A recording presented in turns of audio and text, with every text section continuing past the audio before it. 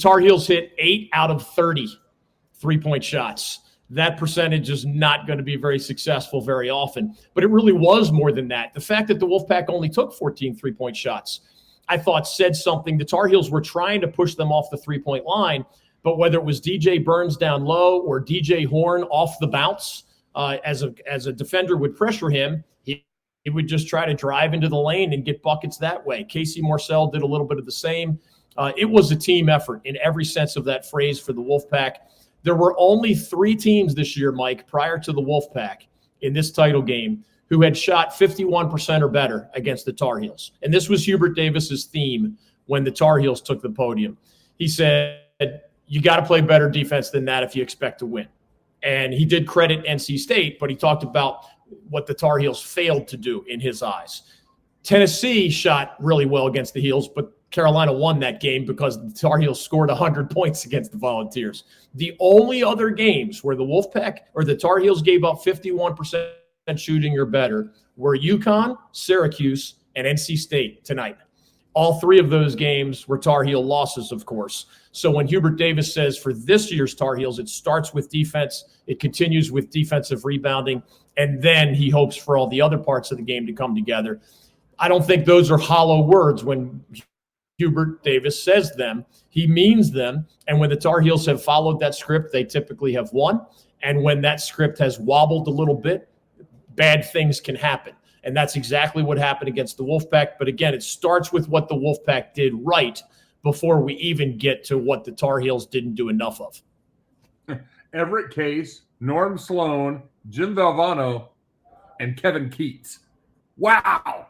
I mean, you got to be kidding me. A week ago, they were ready to run Kevin right out of Raleigh, and now they might be putting a statue of him next to that big piece of bronze that they just unveiled with David Thompson back in the fall. I mean, for Kevin Keats, he has bested, Tony Bennett, national championship coach, Hubert Davis, who is the ACC Coach of the Year, John Shire, who is, everybody seems to think he's going to be the next great big thing, and obviously is doing a great job on the recruiting trail. But here's a guy in his 7th year at NC State, 10th year overall as a head coach, did some great things down at UNC Wilmington, but really hadn't done anything spectacular at NC State. And now he is cutting down the nets, and this team could, assuming they don't get too excited about everything and they lose their focus, this is an NC State Wolfpack team that could truly do some damage in the NCAA tournament. You just never know, and I don't think anybody wants to count them out after what they just witnessed in Washington, D.C. over the last 5 days.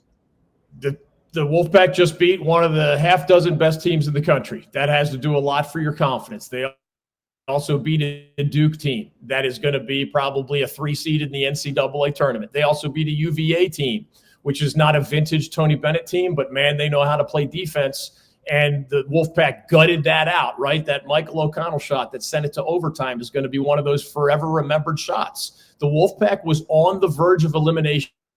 Remember when Virginia Tech won two years ago at the ACC tournament? They needed a 3-pointer in the early rounds by Darius Maddox just to get past a low-seeded Clemson team. And then the Hokies, after surviving, played the heavyweights and beat the heavyweights. That's the way March Madness goes sometimes, whether it's the big bracket or here in the ACC tournament. You might need Michael O'Connell's 3 to push that game to overtime against UVA, remember, was a bank shot.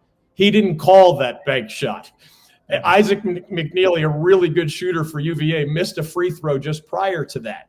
So sometimes the gods smile upon you.